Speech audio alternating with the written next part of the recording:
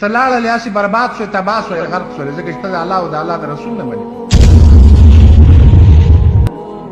نو د دغه قرآن او حدیث کې چې کوم شی ثابت دی هغه اسلام دی، او چې کوم شی ثابت نه دی هغه اسلام نه دی.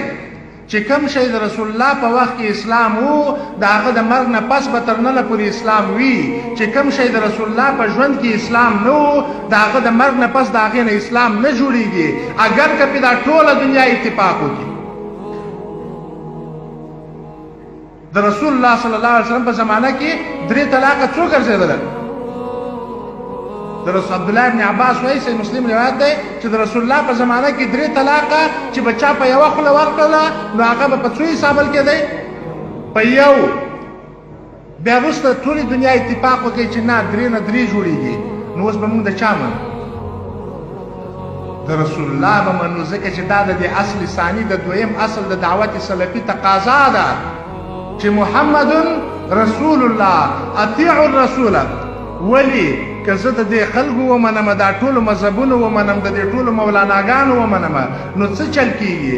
ولا تبطلوا اعمالکم، چې مقابله راغله بیا عمل مه باطلوه. مقابله کې همیشه څوک ګټي؟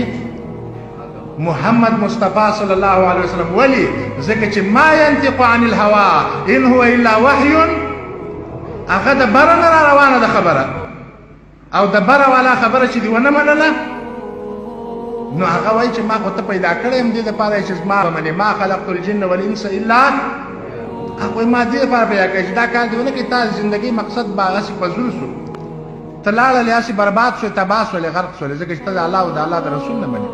ستا د ژوند چې هغه مقصد و هغه باطل شو. نو مقصد مې دا دی چې دا اطیعوا الله و اطیعوا الرسول دا د اهل حدیثو 2 اصول دي. ما مخکې دا خبره بار بار کړې ده چې اجماع دې منم، خو چې قرآن او حدیث نه مستند ولري. قیاس دې منم چې پر اصل صحیح ثابت من الکتاب و سنه باندې. د مولانا قول دې منم، د امام مذهب دې منم چې د قرآن او حدیث موافق دي. د خپل پلار منم، د خپل ورور منم، د خپل دشمن منم، د شیطان منم. خو چې دا هغه یادېږي مو قصه شیطان راغلی ابو هریره ته آیت کرسي ووایه، رسول الله والخبر یې ومنه دروغجن دی، بېدینه بې ایمانه دی، خو دا خبره صحیح ده. ولې صحیح ده؟ ځکه چې رسول الله یې تایید وکړي.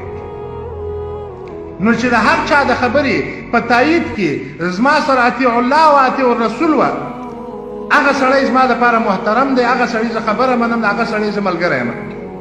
خو چې د کوم سړي خبره ما ته د اطیعوا الله و اطیعوا الرسول نه غلطه ښکاري، زه د ده نه ملګری یم په دې کار کې، نه خبره منم او نه په دې ډله کې زه یم.